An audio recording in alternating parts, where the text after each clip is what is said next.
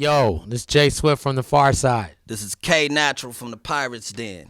And this is Front Row Live Entertainment. You know? Keep real hip-hop alive. Bang Bang Pirate Gang. Arr, matey. Yeah. He said that. Hey guys, Rob here, Front Row Live Entertainment. I'm hanging out here in the house and studio of JSwft. How you doing, man? Yeah, I'm chilling. This is actually the Pirates Den. My boy K Natural. This is where we get down. Same thing, you know. I can't get rid of them. Yeah, it's all good. So, you know, JSwft, formerly from the Pharcyde, you know. Cool. We just recently heard a little bit about your story. Very inspirational, dude. Like that was intense what you've gone through, and it was a 7-year addiction. Tell us a little more about that. Well, it was, you know, it started around 2003. Like, I was in a slump. The industry was like, hey, you need to sound like the Neptunes. You need to sound like Timberland. And I'm like, no, I'm JSwft. I'm going to sound like me. You know what I mean? This is what I do. I didn't get in this business to try to change for someone else. So that, you know, my money slowed up. Royalties was tight. And then my mom nearly died in an accident. You know, my marriage went, you know, south. So, you know, I started getting high, trying to escape, you know. And it's really deadly. You know, it's like the ocean. You get in, get a little wet, you know. Get in like, you know, halfway, whatever, but you get too deep, the riptide will take your ass away. Yeah. And I'm just, by the grace of God, I didn't get taken away. And you know, being that it was a 7-year deal, you know, like, did you ever feel that you weren't going to be back as far as the music scene goes, or even as a human? I had my moments, but even at my darkest, I just was like, I wouldn't think about it. I would just medicate. Like, when I would think, hey, you know what, I might not make it, it would make me go get more drugs. Because I didn't want to face the possibility, which was always looming, because I could have been dead. Yeah. Forget about making music, I could have been dead. So, but when I just decided, you know what, no, I am going to get out, you know. And once I made up my mind, yes, I can get out, and, you know, I asked for forgiveness for the things that I'd done on drugs. Then I started making the climb out, and I would see, you know, I would stumble, and then I'd get up, and I'd stumble, and it's just you have to keep working at it, you know? Yeah, and he found you, you know, while you were in the streets, and tell us a little bit about that. Man, it was the worst thing ever, bro. I was at a meeting, and we were in the same building where his studio was, and so we were actually breaking on the meeting, and I had a friend of mine with me, and I saw this like shadow of this afro, and I looked, and I was like, yo, Che, right? And I'm looking. Dude, he turned around, his eyes were bugged out, looked like a total different person. He was like this thin, and he just looked like he been through hell 3 times, and back, and 3 times, and back, and infinite. You know what I mean? And I went over there, man, and I looked at him, and I was like, dude. I didn't even, you know, I tried to talk normal to him, too. And I tried to let him know I didn't see him like that. It was like weird. We both were posturing. We had our little fake, yeah. There was a lot of posturing going on. So then I just looked at him, and I was like, man, I just hugged him, dude. And I was like kind of crying, like, damn. Like, I used to want to be this guy musically, making tracks. Like, this was my dude. Not only that, but you guys grew up together pretty much, even way before that. What was it, the Wascals? Well, the Wascals, I was like we had a group called the Nitwits. We were like, under the Wascals, so to say. Yeah, like the Wascals was like our gang. Crew, like our gang was the Rascals originally had our gang. Mm-hmm. And then, so they had the Wascals, but then they had our gang, which is bigger. He was part of the Wascals, the our gang faction. You know, so we all, you know, we grew up together, and I was producing the Wascals, and I met him through them. And you know, he's a genius. The kid is dope, you know. I mean, I'll let you guys hear a little sample, you know. He's on my second single, Home From Work. You know, unfortunately, we got a tight lid on it because it's explosive, and, you know, we got to treat every song with the right amount of attention. So, you know, but he's here. You know, he mixed, you know, he's on my team. He's part of Fat House Records. I just put out this single, High When I'm Sober. It's on iTunes. You can check it out on YouTube, and if it's dope, you can buy it right there on the spot. It has the link. And it's music inspired by the movie One More Hit, which is by Smart Girl Productions. Shauna Gar, and She produced How High. You know, she's a very accomplished director and a producer. And she had the insight to find me in the street. And she was like, I called her one day and she was like, hey, are you still doing music? And even though I was homeless, I still would get my couple of $100 together and pay my engineer and record. And I happened to have my CD. I played it to her. She said, I can get you a show. You know, the next day I got arrested, whatever. But then VH1 bailed me out of jail.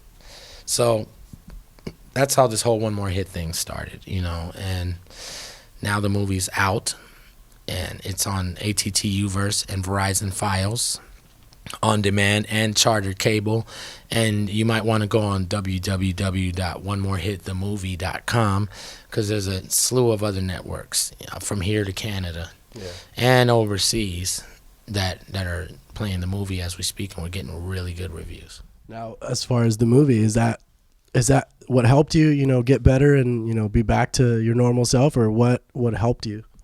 I think that it did help me. One thing about the movie, I would seldom, I think maybe 2 or 3 times, I would look at the playback when we'd shoot scenes, and I said, look, I don't want to see this, because I knew I was so skinny and blotched up, and I didn't want to impede them filming me like this, because I wanted to see it when it was done so that I could see how low I went, and so that people could see the depths of addiction and how far you can be gone, but also see that even as far as I went, that there is a way. Yeah. And for me, it was the Lord. You know what I mean? God saved me. I asked God to forgive me and to save me, and things started moving towards that direction, and it wasn't an easy thing. It was off and on. That's why it was 7 years. I remember the people at VH1 were like, wait, dude, like, they're expecting, you know, I know how the industry is. You got to have a fast product, but no, this is a real problem for millions upon millions of people. And some people, I've been in rehab, people were like, I've been an addict for 30 years, you know? So to me, I feel like I'm blessed. 7 years, and I documented it, and I can tell you when I saw the movie, it was shocking. Yeah, he was on my couch crying. Yeah, it brought me to tears. Yeah, we went through it. I almost had to pause it and beat him up, and it was just crazy. It was like very emotional time. So, right, you know. So I mean, you know, as long as it helps people, and by all accounts, people have sent me emails. I've gotten responses on her website, like very, very high regard, like very inspirational. Like a lot of people have said they were an addict, and it really gives them the strength and the knowledge to know that it's possible to overcome anything. Yeah, you know. And unfortunately, that's a big issue with rappers these days. It's a lot of, you know, drugs going in and out, you know, while they're recording, while they're hanging out, even, you know, at shows. So what would you even tell them? Especially like those the young rappers, you know, you get signed, you get your paycheck, and you don't know what the hell you're going to do with life, you know? So what would you tell them? I would tell them I hope that they have a strong unit around them. Surround yourself around people that are positive, and the individual, you're gonna be exposed. I mean, this has been going on for the ages, before hip hop was even born in the late 70s. And real people too, man. Surround yourself by real, because right. I give him tough love. Yeah, right. Like the love that I gave him, like you wouldn't even want to put it on camera, because sometimes you have to smack people back to reality. You know what I mean? Yeah. And he got it from all directions, from his kids, from everybody. So, you know, he's in a tight circle of love, you know? Yeah. And that's what it is. And then as an individual, you just have to, there's no way, I'm not going to sit here and say, hey, just don't go out, or just don't do this, or don't do that. Just know that the things that you're dabbling with can have a real hard consequence on your life. You can really step into something that will be extremely hard to escape. I mean, crack was like a black hole, and it had the gravity was so intense that it's a miracle that I'm here right now. It's a miracle, which gave birth to Negro Kanevil. My album's called The Adventures of Negro Kanevil, because I was in the streets, and I'm living with these 2 girls, and we're doing all this, you know, illegal business and smoking and taking risks. And I'm like, how did I get here? I mean, I remember I make beats, I rap, I'm from a country called I Rap. And, and then next thing you know, I'm here. I'm living like Negro Kanevil. Bam. There you go.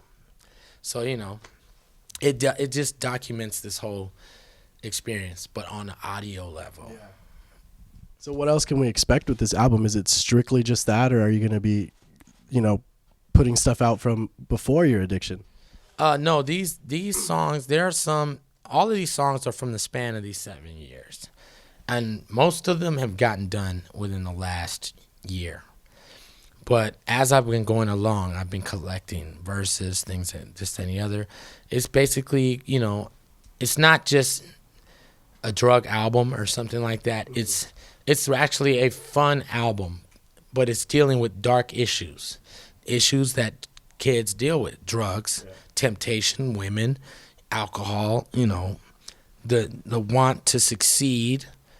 The temptation of trying to thwart someone else in order to get yourself ahead. All these things that are swirling around every artist, and it's just a compilation of stories of the journey from that dark place out. You know what I mean?